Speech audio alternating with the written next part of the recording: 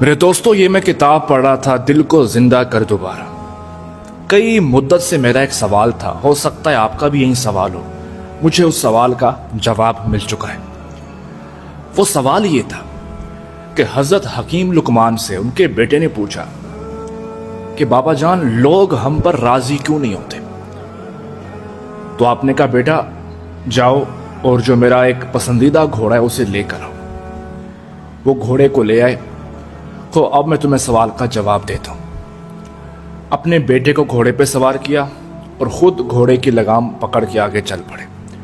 جو ہی ہمسایوں نے دیکھا تو کہا یہ کس طرح کا بے حس بیٹا ہے، خود گھوڑے پر سوار ہے اور باپ پیدل چل رہا ہے۔ تو آپ نے لوگوں کی باتیں سنی تو بیٹا نے کہا آپ اوپر آ جائیں، میں نیچے چلتا ہوں۔ تو اب والد اوپر آ گئے حکیم لقمان اور بیٹا نیچے اتر کر ساتھ ساتھ سفر کرنے لگا۔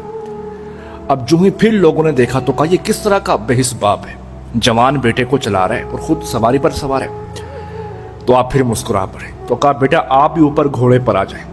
اب باپ بیٹا جب دونوں گھوڑے پر سوار ہوئے نا تو لوگوں نے پھر دیکھا اور کہا دیکھو کس طرح کے بے حس لوگ ہیں، جانور پر ظلم کر رہے ہیں، بیچارہ جانور پر ظلم کر رہے ہیں، اس کا سوچتے نہیں ہیں۔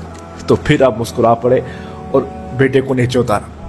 کہا بیٹا یہ سوالوں کا جواب مل چکا ہوگا کہ لوگ کسی بات پہ بھی مکمل خوش نہیں ہوتے۔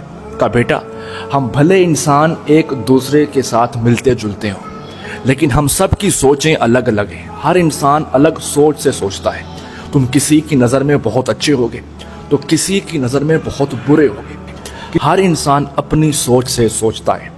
تو ہر انسان کو راضی کرنا اتنا ہی ناممکن ہے جیسے آگ سے پانی کو لینا۔ اگر آپ آگ کو کہیں کہ پانی دو تو وہ ناممکن چیز ہے، اسی طرح ہر انسان کو خود پر راضی کرنا بھی اتنا ہی ناممکن چیز ہے۔ تو ہر انسان آپ پہ راضی نہیں ہو سکتا، ہر انسان اپنے ذہن سے سوچتا ہے۔ تو اگر آپ بھی یہی سوال سوچتے ہیں تو پریشان نہ ہوا کریں، ہر انسان آپ پہ راضی نہیں ہو سکتا۔ بس آپ ہر کسی کے ساتھ اچھا کیجئے اور اس کا جو صلہ ہے وہ اپنے اللہ سے رکھیے انشاءاللہ۔